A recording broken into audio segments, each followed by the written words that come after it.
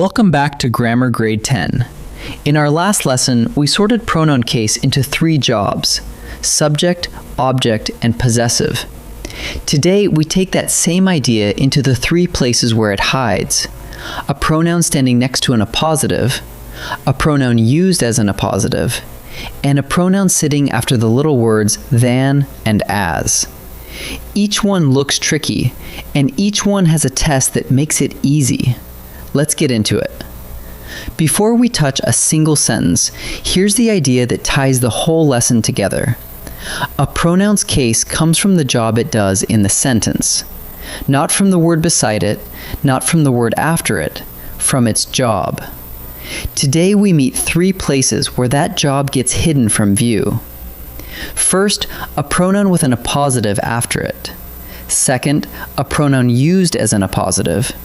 And third, a pronoun after than or as. Each one has its own quick test, and once you know the test, the choice practically makes itself. Let's take the first case. Sometimes a noun follows the pronoun and renames it. That's an appositive, the same kind of phrase we met back in Lesson 20. Look at this. We students voted on the mural. The word students renames the pronoun, but it does not change the pronoun. The pronoun is still the subject, so it stays nominative. And here's the test that never fails. Drop the appositive and listen. We voted on the mural. That sounds exactly right. Now try the other version. Us students voted on the mural. Drop the appositive and you get us voted on the mural. And your ear tells you instantly that something is broken. The appositive was hiding the mistake. Dropping it drags the mistake straight out into the open. Now let's keep the appositive and change only the pronoun's job.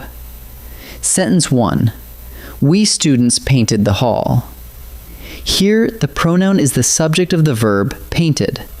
Who did the painting? We did. So we use the nominative form, we. Sentence 2. The coach thanked us students. This time, the pronoun is the direct object of thanked. The coach thanked whom? Us. So now we need the objective form, us. Same appositive, the word students, sitting right beside the pronoun both times, and yet 2 different cases. Notice what did the deciding. Not the appositive at all, but the job the pronoun holds. And the drop test still works beautifully. We painted the hall. The coach thanked us.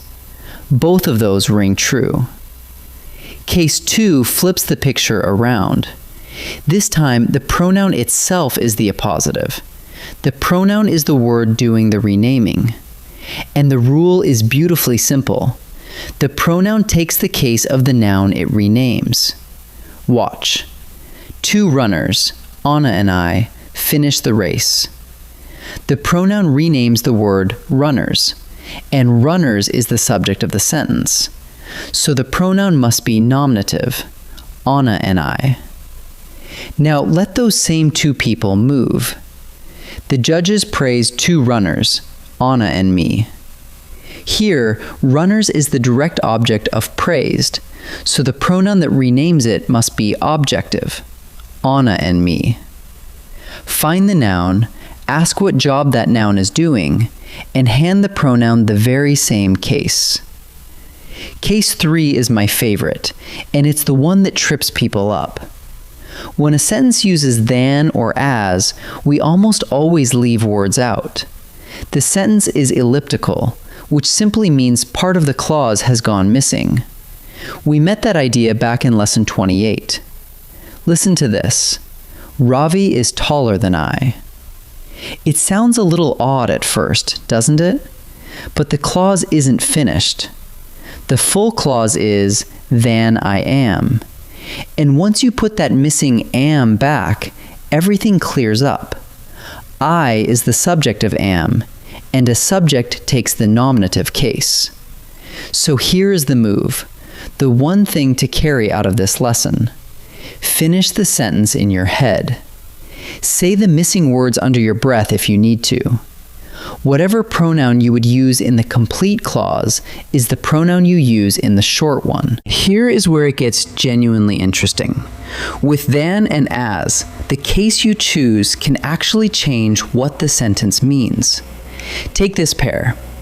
I like pizza more than he. Fill in the missing words and you get more than he likes pizza. That sentence is comparing two pizza lovers and saying that I love it more. Now shift a single letter of grammar. I like pizza more than him. Fill that one in and you get more than I like him. Suddenly, I'm comparing a food to a person, and the pizza is winning. Same words, completely different story. So the objective form isn't wrong here. It's simply a different sentence. That's exactly why filling in the missing words matters so much. It tells you not only which pronoun is correct, but which meaning you are actually sending. Let's set the three tests side by side. If a pronoun comes with an appositive after it, drop the appositive and read the sentence again.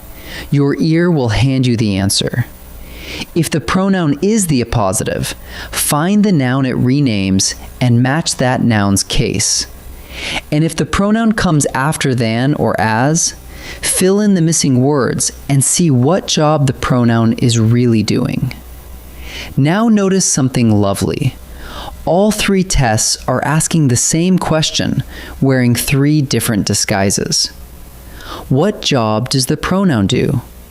Answer that, and the case follows on its own. Let's practice. Time to practice. In this first set, each sentence has a pronoun standing with an appositive, or a pronoun used as an appositive. Use the tests. Drop the appositive or match the noun it renames. Pause the video and choose before I reveal each answer. We freshmen, or us freshmen, decorated the whole hall. Drop the appositive and listen. Us decorated the hall. No. We decorated the hall. Yes, that's it. The pronoun is the subject of the sentence, so the answer is we. The principal thanked we freshmen or us freshmen. Drop the appositive again. The principal thanked us.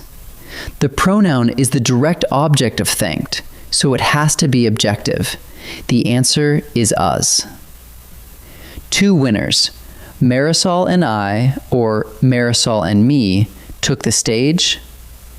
Here, the pronoun is an appositive renaming the word winners, and winners is the subject of took. A subject takes the nominative case, so the answer is I. In this second set, every sentence ends with a pronoun after than or as. Finish the sentence in your head, say the missing words, and then choose.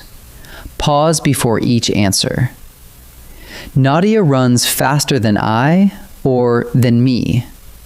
Finish it in your head. Then I run. The pronoun is the subject of that missing verb run, so it must be nominative. The answer is I. The long drive tired Mateo more than I or more than me. We mean the drive tired me too, just not as much. So fill in the missing words. More than it tired me. The pronoun is the object of that missing verb, so it must be objective. The answer is me. Jonah studies as hard as they or as hard as them. Fill in the missing words. As hard as they study. The pronoun is the subject of that missing verb, so nominative wins. The answer is they. Let's gather everything up. When a pronoun is followed by an appositive, the appositive changes nothing. Drop it and listen, and the pronoun's own job gives you the case.